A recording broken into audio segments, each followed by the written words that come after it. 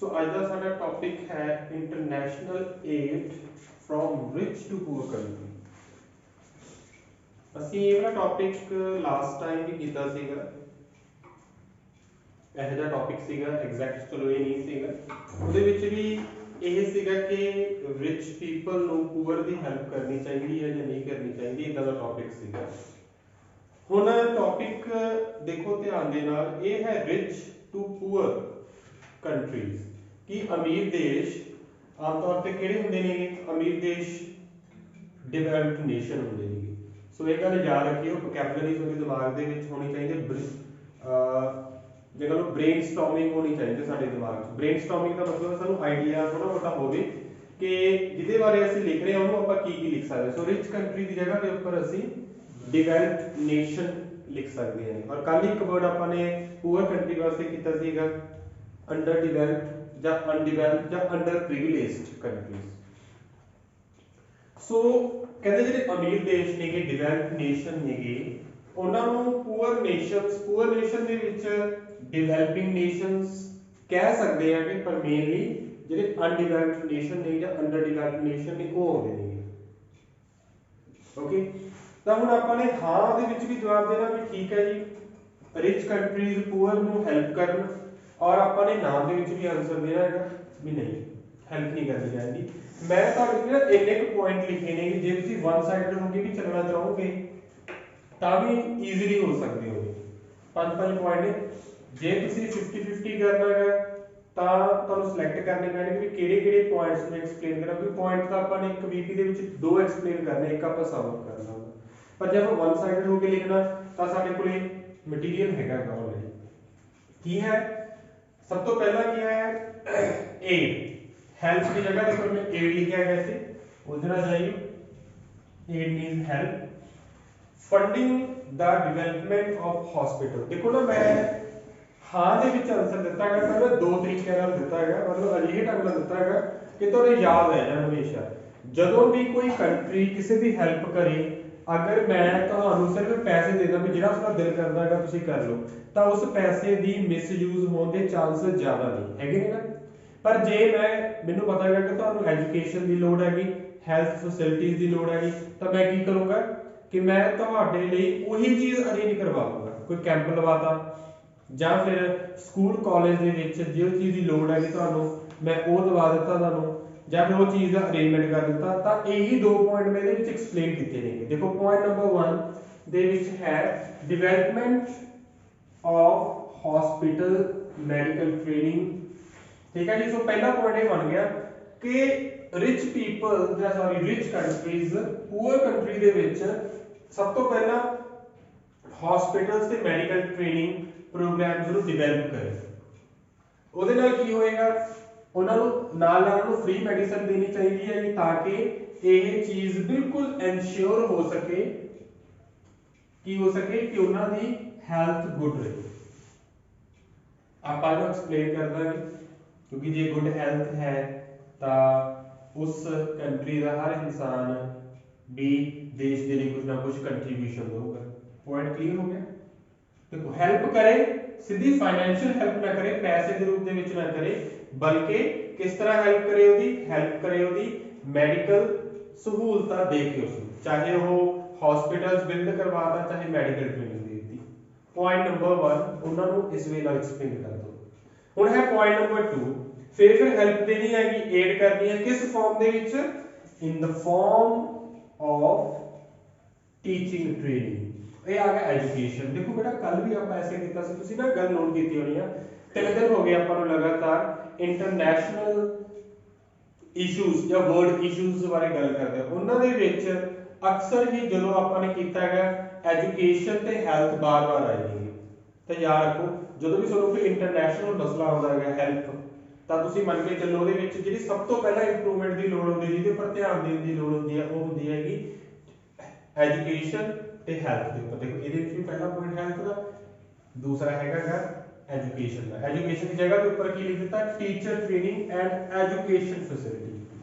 हुण education facility दे विच की कुछ आ गया? स्कूल्स कॉलेजेस नूं प्रमोट करना चाहिदा है, बेस्ट टीचर्स भेजने चाहिए ने जो कि ਟੀਚਰਸ ਨੂੰ ਗਾਈਡ ਕਰਨ ਜਾਂ ਬੱਚਿਆਂ ਨੂੰ ਟੀਚ ਕਰਨ। ਹੁਣ ਵੀ ਆਪਣੇ ਇੰਡੀਆ ਦੇ ਵਿੱਚ ਲਗਾ ਲਓ ਕਈ ਤਰ੍ਹਾਂ ਦੇ ਇੰਟਰਨੈਸ਼ਨਲ ਟੀਚਰਸ ਆਉਂਦੇ ਨੇਗੇ ਜਾਂ ਫਿਰ ਅਜਿਹੇ ਪ੍ਰੋਗਰਾਮ ਆਰਗੇਨਾਈਜ਼ ਕੀਤੇ ਜਾਂਦੇ ਨੇਗੇ ਜੋ ਕਿ ਮੇਨ ਪਰਪਸ ਕੀ ਹੁੰਦਾ ਹੈ ਐਜੂਕੇਸ਼ਨ ਨੂੰ ਇੰਪਰੂਵ ਕਰਨਾ ਹੁੰਦਾ ਹੈ। ਪਰ ਮੈਂ ਤੁਹਾਨੂੰ ਇੱਕ ਗੱਲ ਦੱਸਦਾ ਬੱਚੇ ਇਹ ਨਾ ਜੋ ਐਸੇ ਲਿਖਦੇ ਆ ਸਾਨੂੰ ਆਪਣਾ ਦੇਸ਼ ਯਾਦ ਆ ਜਾਂਦਾ ਹੈਗਾ ਕਿ ਆਪਾਂ ਆਪਣੇ ਕੰਟਰੀ ਬਾਰੇ ਲਿਖੀਏ। ਜੇ ਤੁਸੀਂ ਇੱਥੇ ਬਾਰ-ਬਾਰ ਇੰਡੀਆ ਇੰਡੀਆ ਕਰਦੇ ਰਹੇ ਤਾਂ ਇਹ ਐਸੇ ਤੁਹਾਡਾ ਗਲਤ ਹੋ ਜਾਊਗਾ। ਇੰਡੀਆ ਸਿਰਫ ਤੁਸੀਂ ਇੱਕ ਵਾਰ ਯੂਜ਼ ਕਰ ਸਕਦੇ ਹੋ ਜਾਂ ਕਿਸੇ ਕੰਟਰੀ ਦਾ ਨਾਮ ਇੱਕ ਵਾਰ ਯੂਜ਼ ਕਰ ਸਕਦੇ ਹੋ, ਉਹ ਵੀ ਕਦੋਂ ਜਦੋਂ ਤੁਸੀਂ ਐਗਜ਼ਾਮਪਲ ਦੇਣੀ ਹੈ। ਜੇ ਤੁਸੀਂ ਕਹ ਲਓਗੇ ਕਿ ਇੰਡੀਆ ਦੇ ਵਿੱਚ ਹੈਲਥ ਫੈਸਿਲਿਟੀਜ਼ ਜ਼ਿਆਦਾ ਵਧੀਆ ਹੋ ਜਾਣਗੀਆਂ ਜੇ ਅਮੀਰ ਦੇਸ਼ ਇੰਡੀਆ ਦੀ ਹੈਲਪ ਕਰਨ, ਐਸੇ ਸਾਡਾ ਇੰਡੀਆ ਬਾਰੇ ਨਹੀਂ ਹੈਗਾ। ਅੱਜ ਤੱਕ ਇੱਕ ਵਾਰ ਐਸੇ ਆਇਆ ਸੀਗਾ ਜਿਹਦੇ ਵਿੱਚ ਸਪੈਸ਼ਲੀ ਮੈਂਸ਼ਨ ਕੀਤਾ ਹੋਇਆ ਸੀਗਾ ਯੂਅਰ ਓਨ ਕੰਟਰੀ। ਉਹਦੇ ਵਿੱਚ ਕਿਹਾ ਗਿਆ ਸੀ ਤੁਸੀਂ ਆਪਣੇ ਦੇਸ਼ ਬਾਰੇ ਦੱਸਣਾ ਹੈ, ਤਾਂ ਉਹਦੇ ਵਿੱਚ ਇੰਡੀਆ ਦੀ ਗੱਲ ਕਰਾਂਗੇ ਆਪਾਂ, ਪਰ ਇੱਕ ਵਾਰੀ ਹੋਇਆ ਅਜਿਹਾ, ਦੁਬਾਰਾ ਕਦੇ ਨਹੀਂ ਹੋਇਆਗਾ। ਤਾਂ ਹੁਣ ਤੁਹਾਨੂੰ ਵੀ ਕਹਿਣਾ ਜਦੋਂ ਵੀ ਤੁਸੀਂ ਕਿਸੇ ਪਾਰਟਿਕੂਲਰ ਦੇਸ਼ ਦਾ ਜਗ੍ਹਾ ਦਾ ਨਾਮ ਯੂਜ਼ ਕਰਨਾ ਸਿਰਫ ਇੱਕ ਵਾਰ ਐਗਜ਼ਾਮਪਲ ਦੇ ਤੌਰ ਤੇ ਯੂਜ਼ ਕਰ ਸਕਦੇ ਹੋ, ਐਗਜ਼ਾਮਪਲ ਦੇ ਵਿੱਚ, ਅਦਰਵਾਈਜ਼ ਨਹੀਂ ਕਰਾਂਗੇ। Number 3 helping poor countries promote fraternity. So fraternity ਕੀ ਹੁੰਦਾ ਹੈਗਾ ਭਾਈਚਾਰਾ, ਫ੍ਰੈਟਰਨਿਟੀ ਆਪਸੀ ਭਾਈਚਾਰਾ। ਇਹਦੇ ਨਾਲ ਕੀ ਹੋਊਗਾ ਮੈਂ ਪਲੱਸ ਲਗਾਇਆ, ਇਹਦੇ ਨਾਲ ਕੀ ਹੋਏਗਾ ਬੇਟਾ ਇੰਟਰਨੈਸ਼ਨਲ ਪੀਸ ਵੀ ਪ੍ਰਮੋਟ ਹੋਏਗਾ। ਜਦੋਂ ਅਮੀਰ ਗਰੀਬਾਂ ਦੀ ਹੈਲਪ ਕਰਨਗੇ ਉਹਨਾਂ ਦੇ ਵਿੱਚ ਨੇੜਤਾ ਵਧੂਗੀ, ਆਪਸੀ ਭਾਈਚਾਰਾ ਵਧੂਗਾ ਤੇ ਆਪਸੀ ਭਾਈਚਾਰਾ ਵਧਣ ਦੇ ਨਾਲ ਉਹਨਾਂ ਦੇ ਜਿਹੜੇ ਮਨਮੁਟਾਵ ਨੇ ਉਹ ਵੀ ਖਤਮ ਹੋਣਗੇ, ਉਹਨਾਂ ਦੇ ਵਿੱਚ ਸ਼ਾਂਤੀ ਬਹਾਲ ਹੋਊਗੀ। ਠੀਕ ਹੈ ਜੀ।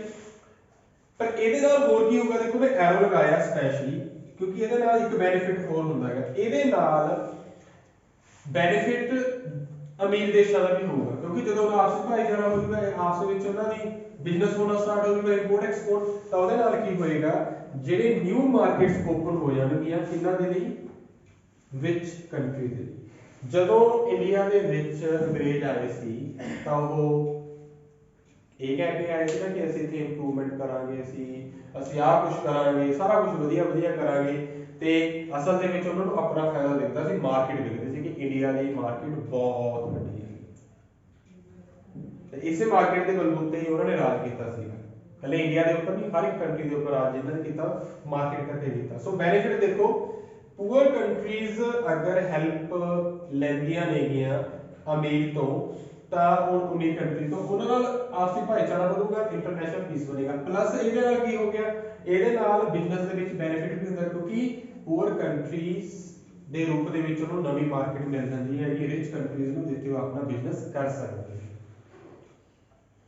ਅਗਰ ਆਪਾਂ ਨੇ ਹੁਣ ਇੱਕ ਕੋਟੀ ਲੈਣੀ ਹੈ ਇਹਦੀ ਰੈਡੀਮੇਡ ਮਸ਼ੀਨੀ ਬਣੀ ਹੋਈ ਤਾਂ ਸਾਨੂੰ ਸਸਤੀ ਅਗਰ ਆਪਾਂ ਗੱਲ ਕਰੀਏ ਸਾਨੂੰ 400 ਰੁਪਏ ਦੀ ਮਿਲ ਜੂਗੀ।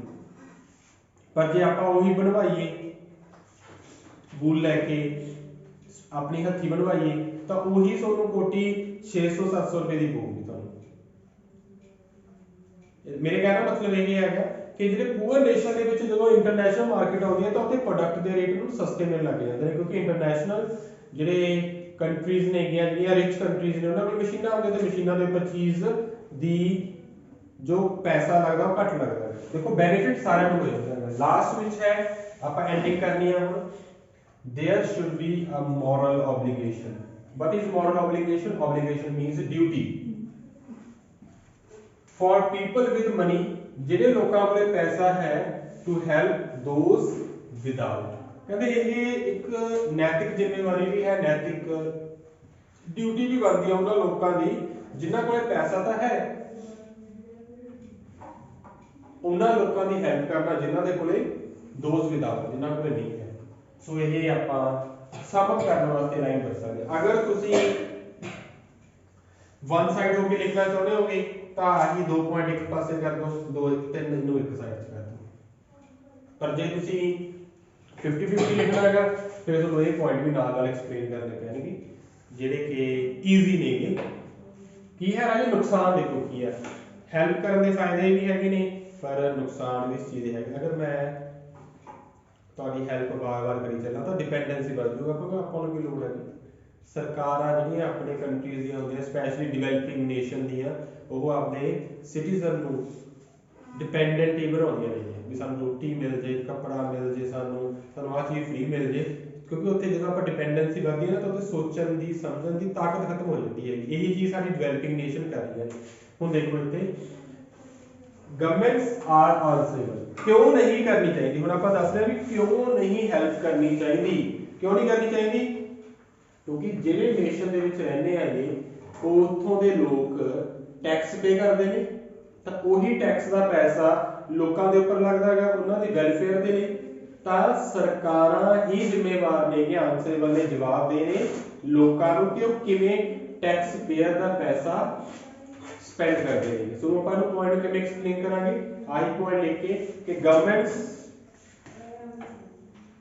आंसरेबल नहीं है गवर्नमेंट्स किवें कि how they spend tax payers money कि वो टैक्स पेयर का जो पैसा है किवें स्पेंड करते हैं हर एक इंसान मैं कहना जो बच्चे का जन्म होता ना ਉਦੋਂ ਤੋਂ ਲੈ ਕੇ ਜਦੋਂ ਤੱਕ ਧਰਤੀ ਤੇ ਜਾਂਦਾ ਨਹੀਂ ਹੈ ਉਦੋਂ ਤੱਕ ਉਹ ਟੈਕਸ ਦਿੰਦਾ ਤੁਸੀਂ ਵੀ ਟੈਕਸ ਦਿੰਦੇ ਹੋਗੇ ਜਿਹੜੀ ਚੀਜ਼ ਤੁਸੀਂ ਪੇ ਕਰਕੇ ਖਰੀਦਦੇ ਹੋਗੇ 10 ਰੁਪਏ ਦਾ ਪੈਨ ਲਿਆ ਇਹਦੇ ਵਿੱਚ ਵੀ ਸਰਕਾਰ ਨੂੰ ਕੁਝ ਪੈਸੇ ਗਏ ਨੇ ਤਾਂ ਹਰ ਕੋਈ ਬੰਦਾ ਟੈਕਸ ਦਿੰਦਾ ਤਾਂ ਕਰਕੇ ਟੈਕਸ ਪੇਅਰ ਦਾ ਜਿਹੜਾ ਪੈਸਾ ਇਕੱਠਾ ਹੁੰਦਾ ਹੈਗਾ ਉਹ ਹੀ ਲੋਕਾਂ ਦੇ ਵੈਲਫੇਅਰ ਦੇ ਉੱਪਰ ਲੱਗਣਾ ਚਾਹੀਦਾ ਹੈਗਾ ਇਸ ਲਈ ਸਰਕਾਰ ਹੀ ਜ਼ਿੰਮੇਵਾਰ ਹੈ ਲੋਕਾਂ ਨੂੰ ਫੈਸਿਲਿਟੀਜ਼ ਦੇਣ ਦੀ ਨਾ ਕਿ ਕੋਈ ਹੋਰ ਕੰਟਰੀ explain करना अपन इस वे नाल explain करेंगे number 2 if poor country has continual political unrest कल भी देखो बेटा एक वर्ड आया ਸੀ political unrest वैसे unrest मतलब बेचैनी पर ये unrest का मतलब है up and down लड़ाई हो रही है खून खराबा हो रहा हैगा एक दूसरे के ऊपर मारो मार हो रही है एक दूसरे को गालां कड्डियां जा रही हैं जिन्हों बोलते हैं political unrest so ਜਿਹੜੇ poor country है ਉਹਨਾਂ ਦੇ ਵਿੱਚ ਲਗਾਤਾਰ ਪੋਲੀਟੀਕਲ ਅਨਰੈਸਟ ਹੁੰਦੀ ਰਹੀ ਤਾਂ ਏਡ ਕਦੇ ਵੀ ਲੰਬੇ ਟਾਈਮ ਤੱਕ ਪ੍ਰਭਾਵ ਨਹੀਂ ਹੋ ਸਕਦਾ ਜਾਂ ਮੇ ਨਾਟ ਬੀ ਇਫੈਕਟਿਵ ਅਗਰ ਪੈਸਾ ਅੱਜ ਦਿੱਤਾ ਗਿਆ ਹੈਗਾ ਕਿਸੇ ਰਿਚ ਕੰਟਰੀ ਵੱਲੋਂ ਪੂਅਰ ਨੂੰ ਤੇ ਉਸ ਟਾਈਮ ਦਿੱਤਾ ਗਿਆ ਹੈਗਾ ਜਦੋਂ ਉੱਥੇ ਬੁਰਾ ਹਾਲ ਹੋਇਆ ਪਿਆ ਹੈਗਾ ਉੱਥੇ ਉਸ ਦੇਸ਼ ਦੇ ਵਿੱਚ ਤਾਂ ਉਹ ਦਿੱਤੀ ਹੋਈ ਹੈਲਪ ਦਾ ਕੋਈ ਬੈਨੀਫਿਟ ਨਹੀਂ ਹੋ ਸਕਦਾ ਐਗਜ਼ਾਮਪਲ ਲੈ ਲਓ ਯੂਕਰੇਨ ਤੇ ਰੂਸ ਦੇ ਵਿੱਚ ਅੱਜ ਵਾਰ ਲੱਗੀ ਪਈ ਹੈ अगर कोई थर्ड कंट्री उन्होंने फाइनेंशियल एड दिंदी है कि ਉਹਦਾ ਬੈਨੀਫਿਟ ਲੋਕਾਂ ਲਈ ਹੋਊਗਾ ਨਹੀਂ ਉਹ ਸਿਰਫ ਕਿਉਂਕਿ ਹਥਿਆਰਾਂ ਨੂੰ ਖਰੀਦਣ ਦੇ ਵਿੱਚ ਹੀ ਹੋਏਗਾ ਹੋਰ ਕਿਸੇ ਚੀਜ਼ ਵਾਸਤੇ ਨਹੀਂ ਹੋਏਗਾ ਜਿਹੜੀ ਫਾਈਨੈਂਸ਼ੀਅਲ ਏਡ ਹੁੰਦੀ ਹੈ ਦਾ ਮੇਨ ਪਰਪਸ ਕੀ ਹੁੰਦਾ ਹੈਗਾ ਇਹਦਾ ਮੇਨ ਪਰਪਸ ਹੁੰਦਾ ਹੈਗਾ ਲੋਕਾਂ ਦੀ ਭਲਾਈ ਕਰਨਾ ਨਾ ਕਿ ਹਥਿਆਰ ਦੇਣ ਵਾਸਤੇ ਕੋਈ ਵੀ ਕੰਟਰੀ ਦੂਸਰੀ ਕੰਟਰੀ ਨੂੰ ਹਥਿਆਰ ਖਰੀਦਣ ਵਾਸਤੇ ਪੈਸੇ ਨਹੀਂ ਦਿੰਦੀਗੀ ਉਹ ਪੈਸੇ ਦਿੰਦੀ ਹੈ ਕਿ ਲੋਕਾਂ ਦੀ ਭਲਾਈ ਦੇ ਨਾਮ ਤੇ ਪੈਸੇ ਲੈਂਦੀ ਹੈਗੀ ਉਹ ਅਗਰ ਇੰਡੀਆ ਨੇ ਪੈਸਾ ਲੈਣਾ ਹੋਊਗਾ ਮੈਂ ਲੋਕਾਂ ਵਾਸਤੇ ਆਹ ਚੀਜ਼ ਕਰਨੀ ਹੈ ਮੈਂ ਆਹ ਸਹੂਲਤਾਂ ਨਹੀਂ ਤਾਂ ਕਰਕੇ ਲੋਨ ਚਾਹੀਦਾ ਮੈਨੂੰ ਹੈਲਪ ਚਾਹੀਦੀ ਹੈਗੀ ਅਗਰ ਉਹ ਕਹੇ ਮੈਂ ਤਾਂ ਇਹ ਹਥਿਆਰ ਲੈਣੇ ਹੈਗੇ ਤਾਂ ਕੋਈ ਕੰਟਰੀ ਲੋਨ ਨਹੀਂ ਦਿੰਦੀ ਇੱਥੇ ਤੱਕ ਕਿ WHO ਵਾਲੇ ਵੀ ਨਹੀਂ ਦੇਣਗੇ UN ਵੀ ਦੇਣਗੇ ਕੋਈ ਵੀ ਨਹੀਂ ਦੇਗਾ IMF ਵਾਲੇ ਵੀ ਨਹੀਂ ਦੇਣਗੇ ਕੋਈ ਵੀ ਨਹੀਂ ਦਊਗਾ ਤਾਂ ਉਹੀ ਚੀਜ਼ ਬੇਟਾ ਇੱਥੇ ਹੈਗਾ ਅਗਰ ਕਿਸੇ ਇੱਕ ਕੰਟਰੀ ਦੇ ਵਿੱਚ ਵਾਕਈ पॉलिटिकल अनरेस्ट है अपहीवल भी अप एंड डाउन ही होता है तो कभी भी उस हेल्प का कोई प्रभाव नहीं पड़ना कोई बेनिफिट नहीं होना नेक्स्ट पॉइंट वो नेशन मे डेवलप डिपेंडेंसी हम ऑलरेडी पहला गल कर चुके हैं ਤੁਹਾਡੇ ਨਾਲ डिपेंडेंसी राजी हो जाएगा कादे वास्ते डिपेंडेंसी फॉर फाइनेंशियल हेल्प कि कोई पैसा तो मिल गया मैनू काम करने वास्ते की लोड़ है ओके सो ये होगी फाइनेंशियल हेल्प वास्ते डिपेंडेंसी होएगी जिहदा इफेक्ट नेगेटिव रहेगा उस कंट्री दी जेड़ा कंट्री डिपेंड हो गया तो ਉਹਦੇ ਨਾਲ ਕੀ ਹੋਏਗਾ उस पुअर कंट्री दी ਜਾਂ ਜਿਹੜਾ फाइनेंशियल हेल्प ਲਈ ਕਿਸੇ ਉੱਪਰ डिपेंड ਹੋ ਚੁੱਕਿਆ ਉਹਦੀ ਕ੍ਰੀਏਟੀਵਿਟੀ ਖਤਮ ਹੋ ਜਾਊਗੀ ਉਹਦੀ ਵਰਕ ਐਫੀਸ਼ੀਐਂਸੀ ਖਤਮ ਹੋ ਜਾਊਗੀ ਉਹ ਐਫਰਟ ਕਰਨਾ ਬੰਦ ਕਰ ਦੇਗਾ ਤੇ ਜਿਹਦਾ ਨੈਗੇਟਿਵ ਇਫੈਕਟ ਲੋਕਾਂ ਦੇ ਉੱਪਰ ਹੀ ਪਏਗਾ ਤੇ ਜ਼ਿਆਦਾ ਕਰਜ਼ਾਈ ਹੋ ਹੀ ਜਾਊਗਾ ਨੈਕਸਟ ਹੈ ਰਿਚ ਹੁਣ ਰਿਚ ਕੰਟਰੀਜ਼ ਕਿਉਂ ਨਾ ਕਰਨ ਬੜਾ ਵਧੀਆ ਪੁਆਇੰਟ ਹੈਗਾ ਉਹ ਵੀ ਇਹ ਹੈ ਕਿ ਰਿਚ ਕੰਟਰੀ ਦੇ ਆਪਦੇ ਲੋਕ ਵੀ ਹੈਗੇ ਨੇ ਉਹਨਾਂ ਦੇ ਆਪਣੇ ਲੋਕ ਵੀ ਹੈਗੇ ਨੇਗੇ ਇਸੇ ਕਰਕੇ ਜਿਹੜਾ ਟੈਕਸ ਮਨੀ ਹੈ ਉਹ ਸਿਰਫ ਉਹਨਾਂ ਲੋਕਾਂ ਦੇ ਉੱਪਰ ਤੇ ਉਹਨਾਂ ਲੋਕਾਂ ਦੇ ਜਿਹੜਾ ਵੈਲਫੇਅਰ ਹੈ ਉਹਦੇ ਉੱਪਰ ਹੀ ਸਪੈਂਡ ਹੋਣਾ ਚਾਹੀਦਾ ਹੈ। ਜਿਸ ਕੰਟਰੀ ਦੇ ਲੋਕ ਨੇ, ਜਿਹੜੀ ਕੰਟਰੀ ਦੇ ਲੋਕ ਨੇ, ਉਹਨਾਂ ਕੰਟਰੀ ਦੇ ਉੱਪਰ ਹੀ ਪੈਸਾ ਹੋਵੇ। ਜਿਵੇਂ ਆ ਦੇਖੋ ਪੁਆਇੰਟ ਨੰਬਰ 1 ਦੇ ਵਿੱਚ ਮੈਂ ਕੀ ਲਿਖਿਆ ਕਿ ਸਰਕਾਰਾਂ ਹੀ ਜ਼ਿੰਮੇਵਾਰ ਹੁੰਦੀਆਂ ਉਸ ਕੰਟਰੀ ਦੇ ਸਿਟੀਜ਼ਨ ਦੀ ਭਲਾਈ ਦੇ ਲਈ। ਉਹੀ ਪੁਆਇੰਟ ਆਪਾਂ ਇੱਥੇ ਲਿਖਿਆ ਅਲੱਗ ਤੋਂ ਕਿ ਰਿਚ ਕੰਟਰੀ ਦੇ ਆਪ ਦੇ ਲੋਕ ਹੁੰਦੇ ਨੇ, ਇਸੇ ਕਰਕੇ ਜਿਹੜਾ ਫਸਟ ਪ੍ਰੈਫਰੈਂਸ ਹੈ ਉਹਨਾਂ ਲੋਕਾਂ ਦੀ ਹੀ ਹੋਣੀ ਚਾਹੀਦੀ ਹੈ ਜਿਹੜੇ ਉਸ ਕੰਟਰੀ ਦੇ ਵਸਿੰਦੇ ਨੇ, ਉਸ ਕੰਟਰੀ ਦੇ ਸਿਟੀਜ਼ਨ ਨੇ, ਉਸ ਕੰਟਰੀ ਦੇ ਪੀਪਲ ਨੇ। ਔਰ last but not the least, financial help ਕਰਨ ਦੇ ਨਾਲ ਕੋਈ ਗਾਰੰਟੀ ਨਹੀਂ ਹੈਗੀ ਕਿ ਇਹ ਇਫੈਕਟਿਵ ਹੋਏਗੀ। ਕੋਈ ਗਾਰੰਟੀ ਨਹੀਂ ਹੈਗੀ ਕਿ ਅੱਜ ਹੈਲਪ ਕੀਤਾ ਜਾਏ ਤਾਂ ਉਹਦੇ ਨਾਲ ਬੈਨੀਫਿਟ ਮਿਲੇਗਾ, ਕਿਉਂਕਿ ਜੇ ਉੱਥੇ ਕਰਪਸ਼ਨ ਹੈਗੀ ਅਗਰ ਇੱਕ ਕੰਟਰੀ ਰਿਚ ਕੰਟਰੀ ਨੇ ਪੂਅਰ ਕੰਟਰੀ ਨੂੰ 100 ਮਿਲੀਅਨ ਜਾਂ ਆਪਾਂ ਸੋਚਾ ਜਾਂ ਮੋਟਾ ਹਿਸਾਬ ਨਾਲ ਕਰੋੜ ਰੁਪਇਆ ਦਿੱਤਾ, ਉਹ ਟੌਪ ਆਫੀਸ਼ੀਅਲਸ ਕੋਲੇ ਆਇਆ ਤੇ ਕਰਪਸ਼ਨ ਹੈ ਅਗਰ ਉਸ ਆਫਿਸ ਦੇ ਵਿੱਚ, ਕੀ ਉਹ ਕਰੋੜ ਰੁਪਇਆ ਲੋਕਾਂ ਤੱਕ ਪਹੁੰਚੂਗਾ? ਨਹੀਂ ਰਾਜੇ। ਬੇਈਮਾਨੀ ਤਾਂ ਬਹੁਤ ਵੱਡੀ ਇਮਾਨਦਾਰੀ ਹੈਗੀ, ਹਰ ਇੱਕ ਦਾ ਹਿੱਸਾ ਰੱਖਿਆ ਹੋਇਆ ਹੈਗਾ ਕਿ ਇਹਦਾ ਇੰਨੇ ਪਰਸੈਂਟ, ਇਹਦਾ ਇੰਨਾ ਪਰਸੈਂਟ, ਇਹਦਾ ਇੰਨਾ ਪਰਸੈਂਟ, ਉਹ ਪੂਰਾ ਮਿਲੂਗਾ। ਲੇਕਿਨ ਬੇਈਮਾਨੀ ਤੇ ਇਮਾਨਦਾਰੀ ਬਹੁਤ ਹੈਗੀ। ਸੋ ਕਹਿੰਦੇ ਜੇ ਕਰਪਸ਼ਨ ਹੈਗੀ ਤਾਂ ਇਹਦਾ ਬੈਨੀਫਿਟ ਆਮ ਲੋਕਾਂ ਨੂੰ ਕੋਈ ਨਹੀਂ ਹੋਣਾਗਾ। ਇਸੇ ਕਰਕੇ ਕੋਈ ਗਾਰੰਟੀ ਨਹੀਂ ਹੈ ਕਿ ਫਾਈਨੈਂਸ਼ੀਅਲ ਹੈਲਪ ਅਕਸਰ ਹੀ ਲੋਕਾਂ ਦੇ ਲਈ ਇਫੈਕਟਿਵ ਹੋਏਗੀ, ਉਹਨਾਂ ਦਾ ਫਾਇਦਾ ਕਰੇਗੀ। ਸੋ ਇਹ ਸੀ ਸਾਡਾ ਟੌਪਿਕ ਅੱਜ ਦਾ ਕਿ ਅਮੀਰ ਦੇਸ਼ਾਂ ਨੂੰ ਪੂਅਰ ਨੇਸ਼ਨ ਦੀ ਹੈਲਪ ਕਰਨੀ ਚਾਹੀਦੀ ਹੈ ਜਾਂ ਨਹੀਂ ਕਰਨੀ ਚਾਹੀਦੀ।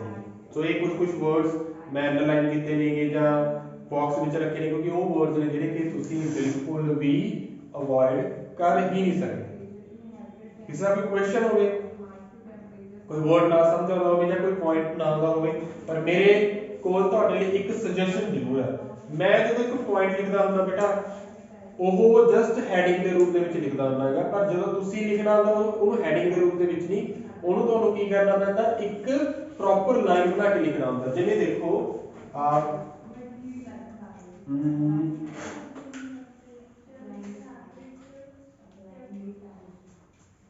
ਫਿਰ ਇਹਦੇ ਵਿੱਚ ਨਹੀਂ ਹੈਗਾ ਕੱਲ ਵਾਲੇ ਕੁਐਸਚਨ ਦੇ ਵਿੱਚ ਸੀਗਾ ਇਦਾਂ ਦਾ, ਮੈਂ ਕੁਝ ਪੁਆਇੰਟ ਲਿਖਿਆ ਸੀਗਾ, ਉਹਦੇ ਵਿੱਚ ਸੀਗਾ increase wage and job opportunities.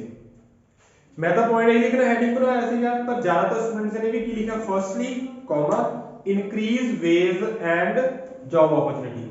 ਗਲਤ ਹੋ ਗਿਆ ਬੇਟਾ। ਜਦੋਂ ਤੁਸੀਂ ਲਿਖਣਾ ਹੁੰਦਾ ਉਹਦੇ ਵਿੱਚ ਇੱਕ ਪ੍ਰੋਪਰ ਵਰਬ ਦੀ ਫਾਰਮ ਹੋਣੀ ਚਾਹੀਦੀ ਹੈਗੀ, ਪ੍ਰੋਪਰ ਇੱਕ ਸੈਂਟੈਂਸ ਹੋਣਾ ਚਾਹੀਦਾ ਹੈਗਾ ਤੁਹਾਡਾ। ਸੈਂਟੈਂਸ ਪ੍ਰੋਪਰ ਦਾ ਮਤਲਬ ਸਬਜੈਕਟ ਐਗਜ਼ਿਲਰੀ ਨਾਲ ਵਰਬ ਦੀ ਫਾਰਮ, ਜਾਂ ਫਿਰ ਪੈਸਿਵ ਜੇ ਬਣਾਉਣਾ ਫਿਰ ਆਬਜੈਕਟ ਐਗਜ਼ਿਲਰੀ ਤੇ ਉਹਦੇ ਨਾਲ ਵਰਬ ਦੀ ਫਾਰਮ। ਇਹ ਵਾਲੇ ਰੂਪ ਦੇ ਵਿੱਚ ਸੈਂਟੈਂਸ ਹੋਣਾ। ਮੈਂ ਕਹਿਣ ਦਾ ਮਤਲਬ ਕੀ ਹੈ, ਤੁਹਾਡੇ ਸੈਂਟੈਂਸ ਦੀ ਸ਼ੁਰੂਆਤ ਕਿਸੇ ਨਾਉਨ ਜਾਂ ਪ੍ਰੋਨਾਉਨ ਦੇ ਨਾਲ ਹੀ ਹੋਵੇ। ਜੇ ਤੁਸੀਂ ਨਾਉਨ ਜਾਂ ਪ੍ਰੋਨਾਉਨ ਦੇ ਨਾਲ ਨਹੀਂ ਸਟਾਰਟ ਕਰ ਰਹੇ ਤਾਂ ਤੁਹਾਡਾ ਸੈਂਟੈਂਸ ਗਲਤ ਹੈ। ਓਕੇ, ਸੋ ਇਹ ਇੱਕ ਤੁਹਾਡੇ ਲਈ ਸੁਜੈਸ਼ਨ ਸੀ ਜਾਂਦੇ ਤੇ ਮੇਰਾ ਇੱਥੇ ਕਲਾਸ ਕੰਪਲੀਟ ਹੋ ਚੁੱਕੀ ਹੈ। ਹੋਪਫੁਲੀ ਤੁਹਾਨੂੰ ਇਹ ਸਮਝ ਵੀ ਆ ਗਿਆ।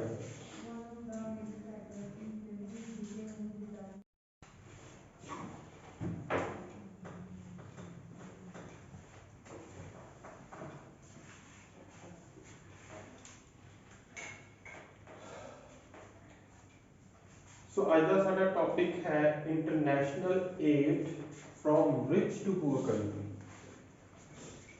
ਅਸੀਂ ਇਹ ਵਾਲਾ ਟੌਪਿਕ ਲਾਸਟ ਟਾਈਮ ਵੀ ਕੀਤਾ ਸੀਗਾ, ਇਹੋ ਜਿਹਾ ਟੌਪਿਕ ਸੀਗਾ ਐਗਜ਼ੈਕਟ, ਚਲੋ ਇਹ ਨਹੀਂ ਸੀਗਾ। ਉਹਦੇ ਵਿੱਚ ਵੀ ਇਹ ਸੀਗਾ ਕਿ ਰਿਚ ਪੀਪਲ ਨੂੰ ਪੂਅਰ ਦੀ ਹੈਲਪ ਕਰਨੀ ਚਾਹੀਦੀ ਹੈ ਜਾਂ ਨਹੀਂ ਕਰਨੀ ਚਾਹੀਦੀ, ਇਦਾਂ ਦਾ ਟੌਪਿਕ ਸੀਗਾ। ਹੁਣ ਟੌਪਿਕ ਦੇਖੋ ਧਿਆਨ ਦੇ ਨਾਲ, ਇਹ ਹੈ ਰਿਚ ਟੂ ਪੂਅਰ ਕੰਟਰੀਜ਼। ਕਿ ਅਮੀਰ ਦੇਸ਼ ਆਮ ਤੌਰ ਤੇ ਕਿਹੜੇ ਹੁੰਦੇ ਨੇ? ਅਮੀਰ ਦੇਸ਼ ਡਿਵੈਲਪਡ ਨੇਸ਼ਨ ਹੁੰਦੇ ਨੇ। ਸੋ ਇਹ ਗੱਲ ਯਾਦ ਰੱਖਿਓ, ਵੋਕੈਬਲਰੀ ਤੁਹਾਡੇ ਦਿਮਾਗ ਦੇ ਵਿੱਚ ਹੋਣੀ ਚਾਹੀਦੀ। ਜੇ ਕਹੋ ਬ੍ਰੇਨਸਟਾਰਮਿੰਗ ਹੋਣੀ ਚਾਹੀਦੀ ਸਾਡੇ ਦਿਮਾਗ 'ਚ। ਬ੍ਰੇਨਸਟਾਰਮਿੰਗ ਦਾ ਮਤਲਬ ਸਾਨੂੰ ਆਈਡੀਆ ਥੋੜਾ ਬਹੁਤਾ ਹੋਵੇ ਕਿ ਜਿਹਦੇ ਬਾਰੇ ਅਸੀਂ ਲਿਖ ਰਹੇ ਹਾਂ ਉਹਨੂੰ ਆਪਾਂ ਕੀ ਲਿਖ ਸਕਦੇ। ਸੋ ਰਿਚ ਕੰਟਰੀ ਦੀ ਜਗ੍ਹਾ ਦੇ ਉੱਪਰ ਅਸੀਂ ਡਿਵੈਲਪਡ ਨੇਸ਼ਨ ਲਿਖ ਸਕਦੇ ਹਾਂ। ਔਰ ਕੱਲ ਇੱਕ ਵਰਡ ਆਪਾਂ ਨੇ ਪੂਅਰ ਕੰਟਰੀ ਵਾਸਤੇ ਕੀਤਾ ਸੀਗਾ ਅੰਡਰ ਡਿਵੈਲਪਡ ਜਾਂ ਅਨਡਿਵੈਲਪਡ ਜਾਂ ਅੰਡਰ ਪ੍ਰਿਵਿਲੇਜਡ ਕੰਟਰੀਜ਼। ਸੋ ਕਹਿੰਦੇ ਜਿਹੜੇ ਅਮੀਰ ਦੇਸ਼ ਨੇਗੇ, ਡਿਵੈਲਪਡ ਨੇਸ਼ਨ ਨੇਗੇ, ਉਹਨਾਂ ਨੂੰ ਪੂਅਰ ਨੇਸ਼ਨ ਦੇ ਵਿੱਚ ਡਿਵੈਲਪਿੰਗ ਨੇਸ਼ਨਸ ਕਹਿ ਸਕਦੇ ਆ ਕਿ, ਪਰ ਮੇਨਲੀ ਜਿਹੜੇ ਅਨਡਿਵੈਲਪਡ ਨੇਸ਼ਨ ਨੇ ਜਾਂ ਅੰਡਰ ਡਿਵੈਲਪਡ ਨੇਸ਼ਨ ਨੇ ਉਹ ਆਉਂਦੇ ਨੇ। ਓਕੇ, ਤਾਂ ਹੁਣ ਆਪਾਂ ਨੇ ਹਾਂ ਦੇ ਵਿੱਚ ਵੀ ਜਵਾਬ ਦੇਣਾ ਵੀ ਠੀਕ ਹੈ ਜੀ, ਰਿਚ ਕੰਟਰੀਜ਼ ਪੂਅਰ ਨੂੰ ਹੈਲਪ ਕਰਨ, ਔਰ ਆਪਾਂ ਨੇ ਨਾ ਦੇ ਵਿੱਚ ਵੀ ਆਨਸਰ ਦੇਣਾ ਹੈਗਾ ਵੀ ਨਹੀਂ, ਹੈਲਪ ਨਹੀਂ ਕਰਨੀ ਚਾਹੀਦੀ। ਮੈਂ ਤੁਹਾਨੂੰ ਨਾ ਇੰਨੇ ਕੁ ਪੁਆਇੰਟ ਲਿਖੇ ਨੇ ਕਿ ਜੇ ਤੁਸੀਂ ਵਨ ਸਾਈਡਡ ਹੋ ਕੇ ਵੀ ਚੱਲਣਾ ਚਾਹੋਗੇ ਤਾਂ ਵੀ ਈਜ਼ੀਲੀ ਹੋ ਸਕਦੇ ਹੋ। 5 ਪੁਆਇੰਟ ਨੇ। ਜੇ ਤੁਸੀਂ 50-50 ਕਰਨਾ ਹੈ ਤਾਂ ਤੁਹਾਨੂੰ ਸਿਲੈਕਟ ਕਰਨੇ ਪੈਣਗੇ ਵੀ ਕਿਹੜੇ ਪੁਆਇੰਟਸ ਨੂੰ ਐਕਸਪਲੇਨ ਕਰਨਾ, ਕਿਉਂਕਿ ਪੁਆਇੰਟ ਤਾਂ ਆਪਾਂ ਨੇ ਇੱਕ ਵੀਪੀ ਦੇ ਵਿੱਚ 2 ਐਕਸਪਲੇਨ ਕਰਨੇ, ਇੱਕ ਆਪਾਂ ਸਮ ਅਪ ਕਰਨਾ ਹੁੰਦਾ। ਪਰ ਜੇ ਆਪਾਂ ਵਨ ਸਾਈਡਡ ਹੋ ਕੇ ਲਿਖਣਾ ਤਾਂ ਸਾਡੇ ਕੋਲੇ ਮਟੀਰੀਅਲ ਹੈਗਾ ਆਲਰੇਡੀ। ਕੀ ਹੈ? ਸਭ ਤੋਂ ਪਹਿਲਾਂ ਕੀ ਹੈ? ਏਡ। ਹੈਲਪ ਦੀ ਜਗ੍ਹਾ ਤੇ ਮੈਂ ਏਡ ਲਿਖਿਆ ਗਿਆ ਸੀ, ਉਧਰ ਜਾਈਏ। Aid means help. Funding the development of hospital. देखो ना, मैं हाँ ਦੇ ਵਿੱਚ ਆਨਸਰ ਦਿੱਤਾ ਹੈਗਾ, ਪਰ ਮੈਂ 2 ਤਰੀਕਿਆਂ ਨਾਲ ਦਿੱਤਾ ਹੈਗਾ, ਮਤਲਬ ਅਜਿਹੇ ਢੰਗ ਨਾਲ ਦਿੱਤਾ ਹੈਗਾ ਕਿ ਤੁਹਾਨੂੰ ਯਾਦ ਰਹਿ ਜਾਣ ਹਮੇਸ਼ਾ। ਜਦੋਂ ਵੀ ਕੋਈ ਕੰਟਰੀ ਕਿਸੇ ਦੀ ਹੈਲਪ ਕਰੇ, ਅਗਰ ਮੈਂ ਤੁਹਾਨੂੰ ਸਿਰਫ ਪੈਸੇ ਦੇ ਦਾਂ ਵੀ ਜਿਹੜਾ ਤੁਹਾਡਾ ਦਿਲ ਕਰਦਾ ਹੈਗਾ ਤੁਸੀਂ ਕਰ ਲਓ, ਤਾਂ ਉਸ ਪੈਸੇ ਦੀ ਮਿਸਯੂਜ਼ ਹੋਣ ਦੇ ਚਾਂਸਸ ਜ਼ਿਆਦਾ ਨਹੀਂ ਹੈਗੇ ਨੇ ਨਾ। ਪਰ ਜੇ ਮੈਨੂੰ ਪਤਾ ਹੈਗਾ ਕਿ ਤੁਹਾਨੂੰ ਐਜੂਕੇਸ਼ਨ ਦੀ ਲੋੜ ਹੈਗੀ, ਹੈਲਥ ਫੈਸਿਲਿਟੀਜ਼ ਦੀ ਲੋੜ ਹੈਗੀ, ਤਾਂ ਮੈਂ ਕੀ ਕਰੂੰਗਾ ਕਿ ਮੈਂ ਤੁਹਾਡੇ ਲਈ ਉਹੀ ਚੀਜ਼ ਅਰੇਂਜ ਕਰਵਾਉਂਗਾ। ਕੋਈ ਕੈਂਪ ਲਵਾਤਾ ਜਾਂ ਫਿਰ ਸਕੂਲ ਕਾਲਜ ਦੇ ਵਿੱਚ ਜੋ ਚੀਜ਼ ਦੀ ਲੋੜ ਹੈਗੀ ਤੁਹਾਨੂੰ, ਮੈਂ ਉਹ ਦਵਾ ਦਿੱਤਾ ਤੁਹਾਨੂੰ, ਜਾਂ ਫਿਰ ਉਹ ਚੀਜ਼ ਦਾ ਅਰੇਂਜਮੈਂਟ ਕਰ ਦਿੱਤਾ। ਤਾਂ ਇਹੀ 2 ਪੁਆਇੰਟ ਮੈਂ ਇਹਦੇ ਵਿੱਚ ਐਕਸਪਲੇਨ ਕੀਤੇ ਨੇ। ਦੇਖੋ, ਪੁਆਇੰਟ ਨੰਬਰ 1 ਦੇ ਵਿੱਚ ਹੈ development of hospital medical training. ठीक है जी। सो पहला पॉइंट ये बन गया कि रिच पीपल या sorry rich countries poor country ਦੇ ਵਿੱਚ ਸਭ ਤੋਂ ਪਹਿਲਾਂ ਹਸਪੀਟਲਸ ਤੇ ਮੈਡੀਕਲ ਟ੍ਰੇਨਿੰਗ ਪ੍ਰੋਗਰਾਮਸ ਨੂੰ ਡਿਵੈਲਪ ਕਰੇ। ਉਹਦੇ ਨਾਲ ਕੀ ਹੋਏਗਾ, ਉਹਨਾਂ ਨੂੰ ਨਾਲ ਨੂੰ ਫ੍ਰੀ ਮੈਡੀਸਨ ਦੇਣੀ ਚਾਹੀਦੀ ਹੈ ਤਾਂ ਕਿ ਇਹ ਚੀਜ਼ ਬਿਲਕੁਲ ਐਨਸ਼ੋਰ ਹੋ ਸਕੇ, ਕੀ ਹੋ ਸਕੇ ਕਿ ਉਹਨਾਂ ਦੀ ਹੈਲਥ ਗੁੱਡ ਰਹੇ। ਆਪਾਂ ਨੂੰ ਐਕਸਪਲੇਨ ਕਰ ਦਾਂਗੇ, क्योंकि जे गुड हेल्थ है तो उस कंट्री का हर इंसान भी देश के लिए कुछ ना कुछ कंट्रीब्यूशन देगा। पॉइंट क्लियर हो गया? देखो, हेल्प करे, सीधी फाइनेंशियल हेल्प ना करे, पैसे के रूप में ना करे, बल्कि किस तरह हेल्प करे, हेल्प करे मैडिकल सहूलत दे के उसको, चाहे वो हॉस्पिटल्स बिल्ड करवाता, चाहे मेडिकल ट्रेनिंग दे दी। पॉइंट नंबर 1 उन्होंने इस वे एक्सप्लेन कर दो। ਹੁਣ ਹੈ ਪੁਆਇੰਟ ਨੰਬਰ 2। ਫਿਰ ਹੈਲਪ ਦੇਣੀ ਹੈਗੀ, ਏਡ ਕਰਨੀ ਹੈ, ਕਿਸ ਫਾਰਮ ਦੇ ਵਿੱਚ? In the form of teaching training. ਇਹ ਆ ਗਿਆ ਐਜੂਕੇਸ਼ਨ। ਦੇਖੋ ਬੇਟਾ, ਕੱਲ ਵੀ ਆਪਾਂ ਐਸੇ ਕੀਤਾ ਸੀ, ਤੁਸੀਂ ਨਾ ਗੱਲ ਨੋਟ ਕੀਤੀ ਹੋਣੀ ਆ। 3 ਦਿਨ ਹੋ ਗਏ ਆਪਾਂ ਨੂੰ ਲਗਾਤਾਰ ਇੰਟਰਨੈਸ਼ਨਲ ਇਸ਼ੂਜ਼ ਜਾਂ ਵਰਲਡ ਇਸ਼ੂਜ਼ ਬਾਰੇ ਗੱਲ ਕਰਦੇ ਹਾਂ। ਉਹਨਾਂ ਦੇ ਵਿੱਚ ਅਕਸਰ ਹੀ ਜਦੋਂ ਆਪਾਂ ਨੇ ਕੀਤਾ ਹੈਗਾ ਐਜੂਕੇਸ਼ਨ ਤੇ ਹੈਲਥ ਬਾਰ-ਬਾਰ ਆਈ ਹੈ। ਤਾਂ ਯਾਦ ਰੱਖੋ, ਜਦੋਂ ਵੀ ਤੁਹਾਨੂੰ ਕੋਈ ਇੰਟਰਨੈਸ਼ਨਲ ਮਸਲਾ ਆਉਂਦਾ ਹੈਗਾ ਹੈਲਥ, ਤਾਂ ਤੁਸੀਂ ਮੰਨ ਕੇ ਚੱਲੋ ਉਹਦੇ ਵਿੱਚ ਜਿਹੜੀ ਸਭ ਤੋਂ ਪਹਿਲਾਂ ਇੰਪਰੂਵਮੈਂਟ ਦੀ ਲੋੜ ਹੁੰਦੀ, ਜਿਹਦੇ ਉੱਪਰ ਧਿਆਨ ਦੇਣ ਦੀ ਲੋੜ ਹੁੰਦੀ ਹੈ, ਉਹ ਹੁੰਦੀ ਹੈਗੀ ਐਜੂਕੇਸ਼ਨ ਤੇ ਹੈਲਥ ਦੇ ਉੱਪਰ। ਦੇਖੋ, ਇਹਦੇ ਵਿੱਚ ਵੀ ਪਹਿਲਾ ਪੁਆਇੰਟ ਹੈਲਥ ਦਾ, ਦੂਸਰਾ ਹੈਗਾ ਐਜੂਕੇਸ਼ਨ ਦਾ। ਐਜੂਕੇਸ਼ਨ ਦੀ ਜਗ੍ਹਾ ਦੇ ਉੱਪਰ ਕੀ ਲਿਖ ਦਿੱਤਾ? Teacher training and education facility. ਹੁਣ ਐਜੂਕੇਸ਼ਨ ਫੈਸਿਲਿਟੀ ਦੇ ਵਿੱਚ ਕੀ ਕੁਝ ਆ ਗਿਆ? ਸਕੂਲਸ ਕਾਲਜਸ ਨੂੰ ਪ੍ਰਮੋਟ ਕਰਨਾ ਚਾਹੀਦਾ ਹੈਗਾ, ਬੈਸਟ ਟੀਚਰਸ ਭੇਜਣੇ ਚਾਹੀਦੇ ਨੇ ਜੋ ਕਿ ਟੀਚਰਸ ਨੂੰ ਗਾਈਡ ਕਰਨ ਜਾਂ ਬੱਚਿਆਂ ਨੂੰ ਟੀਚ ਕਰਨ। ਹੁਣ ਵੀ ਆਪਣੇ ਇੰਡੀਆ ਦੇ ਵਿੱਚ ਲਗਾ ਲਓ, ਕਈ ਤਰ੍ਹਾਂ ਦੇ ਇੰਟਰਨੈਸ਼ਨਲ ਟੀਚਰਸ ਆਉਂਦੇ ਨੇ ਜਾਂ ਫਿਰ ਅਜਿਹੇ ਪ੍ਰੋਗਰਾਮ ਆਰਗੇਨਾਈਜ਼ ਕੀਤੇ ਜਾਂਦੇ ਨੇ ਜੋ ਕਿ ਮੇਨ ਪਰਪਸ ਕੀ ਹੁੰਦਾ ਹੈ? ਐਜੂਕੇਸ਼ਨ ਨੂੰ ਇੰਪਰੂਵ ਕਰਨਾ ਹੁੰਦਾ ਹੈ। ਪਰ ਮੈਂ ਤੁਹਾਨੂੰ ਇੱਕ ਗੱਲ ਦੱਸਦਾ ਬੱਚੇ, ਇਹ ਨਾ ਜੋ ਐਸੇ ਲਿਖਦੇ ਆ, ਸਾਨੂੰ ਆਪਣਾ ਦੇਸ਼ ਯਾਦ ਆ ਜਾਂਦਾ ਹੈਗਾ ਕਿ ਆਪਾਂ ਆਪਣੇ ਕੰਟਰੀ ਬਾਰੇ ਲਿਖੀਏ।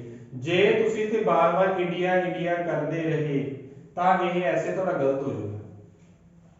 ਇੰਡੀਆ ਸਿਰਫ ਤੁਸੀਂ ਇੱਕ ਵਾਰ ਯੂਜ਼ ਕਰ ਸਕਦੇ ਹੋ, ਜਾਂ ਕਿਸੇ ਕੰਟਰੀ ਦਾ ਨਾਮ ਇੱਕ ਵਾਰ ਯੂਜ਼ ਕਰ ਸਕਦੇ ਹੋ, ਉਹ ਵੀ ਕਦੋਂ?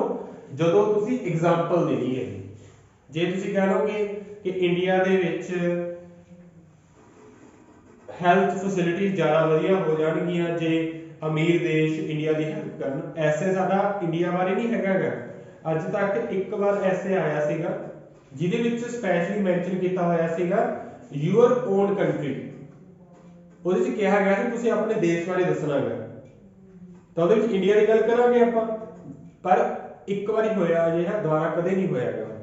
ਤਾਂ ਹੁਣ ਤੁਹਾਨੂੰ ਵੀ ਕਹਿਣਾ, ਜਦੋਂ ਵੀ ਤੁਸੀਂ ਕਿਸੇ ਪਾਰਟਿਕੂਲਰ ਦੇਸ਼ ਦਾ ਜਗ੍ਹਾ ਦਾ ਨਾਮ ਯੂਜ਼ ਕਰਨਾ, ਉਹ ਸਿਰਫ ਇੱਕ ਵਾਰ ਐਗਜ਼ਾਮਪਲ ਦੇ ਤੌਰ ਤੇ ਯੂਜ਼ ਕਰ ਸਕਦੇ ਹੋ, ਐਗਜ਼ਾਮਪਲ ਦੇ ਵਿੱਚ, ਅਦਰਵਾਈਜ਼ ਨਹੀਂ ਕਰਾਂਗੇ।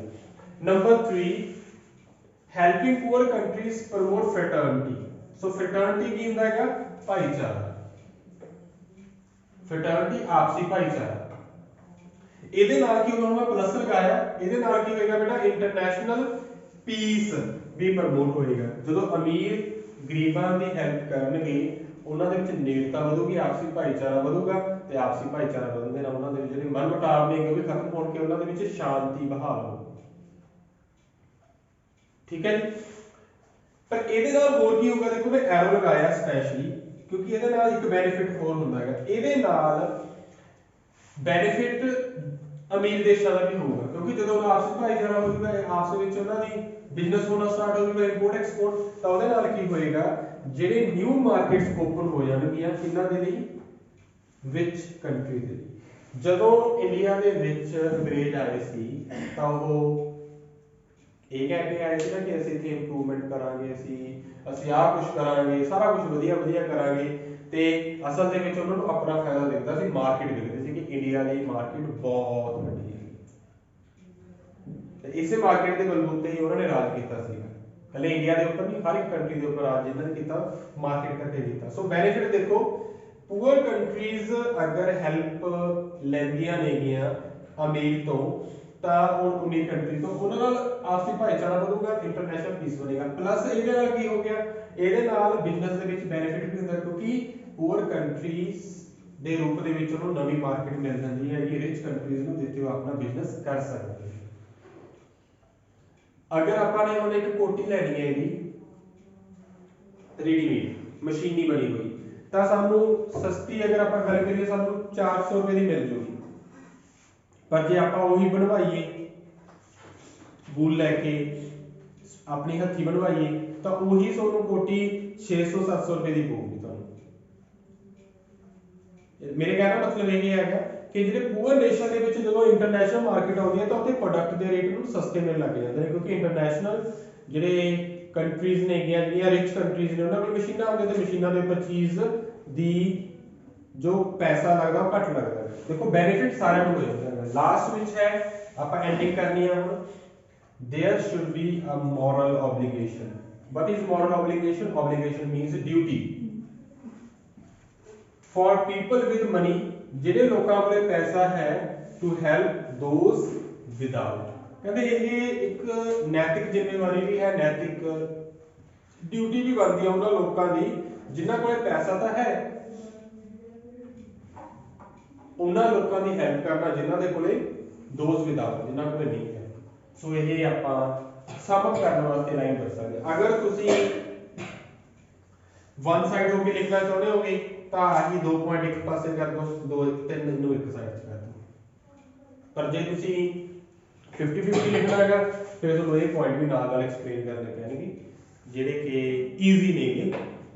ਕੀ ਹੈ ਰਾਜੇ ਨੁਕਸਾਨ? ਦੇਖੋ ਕੀ ਹੈ, ਹੈਲਪ ਕਰਨ ਦੇ ਫਾਇਦੇ ਵੀ ਹੈਗੇ ਨੇ, ਪਰ ਨੁਕਸਾਨ ਵੀ ਇਸ ਚੀਜ਼ ਦੇ ਹੈਗੇ। ਅਗਰ ਮੈਂ ਤੁਹਾਡੀ ਹੈਲਪ ਵਾਰ-ਵਾਰ ਕਰੀ ਚੱਲਾਂ ਤਾਂ ਡਿਪੈਂਡੈਂਸੀ ਵੱਧ ਜਾਊਗਾ, ਕਿਉਂਕਿ ਆਪਾਂ ਨੂੰ ਕੀ ਲੋੜ ਹੈ? ਸਰਕਾਰਾਂ ਜਿਹੜੀਆਂ ਆਪਣੇ ਕੰਟਰੀਜ਼ ਦੀਆਂ ਹੁੰਦੀਆਂ, ਸਪੈਸ਼ਲੀ ਡਿਵੈਲਪਿੰਗ ਨੇਸ਼ਨ ਦੀਆਂ, ਉਹ ਆਪਣੇ ਸਿਟੀਜ਼ਨ ਨੂੰ ਡਿਪੈਂਡੈਂਟ ਹੀ ਬਣਾਉਂਦੀਆਂ ਨੇ ਵੀ ਸਾਨੂੰ ਰੋਟੀ ਮਿਲ ਜੇ, ਕੱਪੜਾ ਮਿਲ ਜੇ, ਸਾਨੂੰ ਆਹ ਚੀਜ਼ ਫ੍ਰੀ ਮਿਲ ਜੇ।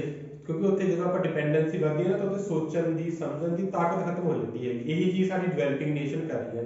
ਹੁਣ ਦੇਖੋ ਇੱਥੇ ਗਵਰਨਮੈਂਟਸ ਆਰ ਆਨਸਰੇਬਲ, ਕਿਉਂ ਨਹੀਂ ਕਰਨੀ ਚਾਹੀਦੀ? ਹੁਣ ਆਪਾਂ ਦੱਸ ਰਹੇ ਹਾਂ ਵੀ ਕਿਉਂ ਨਹੀਂ ਹੈਲਪ ਕਰਨੀ ਚਾਹੀਦੀ। ਕਿਉਂ ਨਹੀਂ ਕਰਨੀ ਚਾਹੀਦੀ? ਕਿਉਂਕਿ ਜਿਹੜੇ ਨੇਸ਼ਨ ਦੇ ਵਿੱਚ ਰਹਿੰਦੇ ਆਗੇ, ਉਹ ਉੱਥੋਂ ਦੇ ਲੋਕ ਟੈਕਸ ਪੇ ਕਰਦੇ ਨੇ, ਤਾਂ ਉਹੀ ਟੈਕਸ ਦਾ ਪੈਸਾ ਲੋਕਾਂ ਦੇ ਉੱਪਰ ਲੱਗਦਾ ਹੈਗਾ ਉਹਨਾਂ ਦੀ ਵੈਲਫੇਅਰ ਦੇ ਲਈ। ਤਾਂ ਸਰਕਾਰਾਂ ਹੀ ਜ਼ਿੰਮੇਵਾਰ ਨੇ ਕਿ ਆਨਸਰੇਬਲ ਨੇ ਜਵਾਬ ਦੇ ਨੇ ਲੋਕਾਂ ਨੂੰ ਕਿ ਉਹ ਕਿਵੇਂ ਟੈਕਸ ਪੇਅਰ ਦਾ ਪੈਸਾ ਸਪੈਂਡ ਕਰਦੇ ਨੇ। ਸੋ ਆਪਾਂ ਨੂੰ ਪੁਆਇੰਟ ਕਿਵੇਂ ਐਕਸਪਲੇਨ ਕਰਾਂਗੇ? ਆਹੀ ਪੁਆਇੰਟ ਲਿਖ ਕੇ ਕਿ ਗਵਰਨਮੈਂਟਸ ਆਨਸਰੇਬਲ ਨੇਗੇ, ਗਵਰਨਮੈਂਟਸ ਕਿਵੇਂ, ਕਿ how they spend tax payers money कि वो टैक्स पेयर का जो पैसा है किवें स्पेंड करते हैं।